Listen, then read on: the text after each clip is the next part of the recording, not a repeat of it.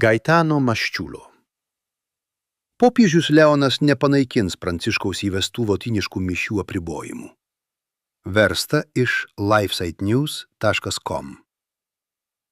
Liepos 29 dieną Britų katalikų savaitraštis The Tablet paskelbė interviu su Arthuru Rošiu, dieviškojo kulto ir sakramentų disciplinos dikasterijos prefektu, kuris pareiškė, kad popiežius Leonas XIV laikysis liturginės politikos, kurią nustatė popiežius Pranciškus dokumentu Traditionis Custodes ir neatstatys platesnių leidimų tradicinėms lotyniškoms mišioms, kuriuos popiežius Benediktas XVI suteikė savo motu proprio Summorum Pontificum.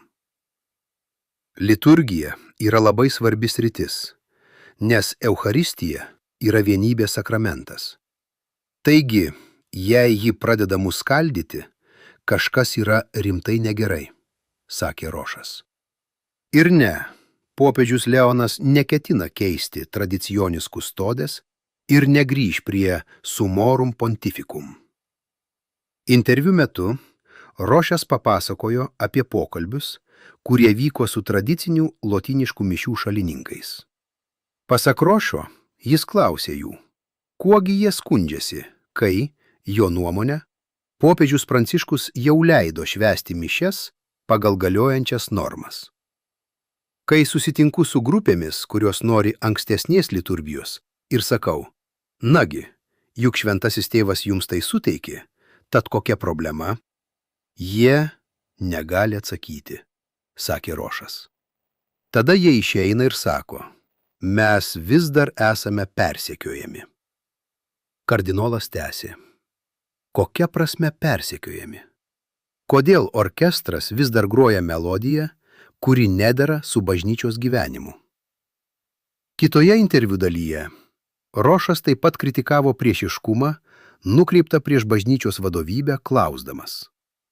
Ar galite sąžiningai pasakyti, kad esate katalikai, kai rašote tokius neapykantos kupinus dalykus apie žmones ir apie bažnyčią? Vis dėlto Rošas atmetė teiginį, kad katalikai, užaugę lankydami tradicinės lotyniškas mišias, netinkamai praktikavo savo tikėjimą. Paklaustas, ar pagyvenusi moteris, auklėta tridento mišių dvasia, turėtų daryti išvadą, kad jos ankstesnis religinis gyvenimas buvo klaidingas, Rošė atsakė vienareikšmiškai – ne.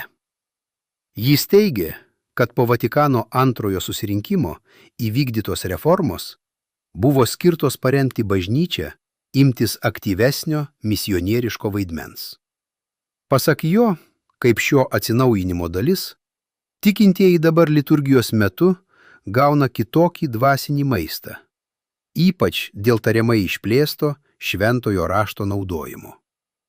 Gausus šventojo rašto maistas, kuris dabar gaunamas mišių metu ir teikiant sakramentus, yra tai, ko anksčiau neturėjome, bet turime dabar, teigė Rošas.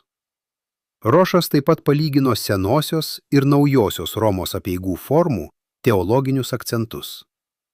Jis sakė, kad tridento liturgija didesnį dėmesį skiria kunigui, veikiančiam tikinčiųjų vardu. Tuo tarpu reformuotoji liturgija pabrėžia pakrikštytų tikinčiųjų dalyvavimą kartu su mišioms vadovaujančių kunigų.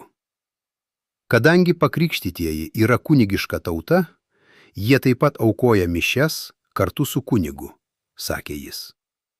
Viso interviu metu Rošas nuolat grįždavo prie bažnyčios vienybės temos, pateikdamas ją kaip pagrindinį kriterijų, kuriuo vadovaujamasi liturginėje drausmėje. Rošė žurnalistei Maggie Ferguson sakė, kad Eucharistija yra vieta, kurioje mes visi turėtume galėti būti kartu.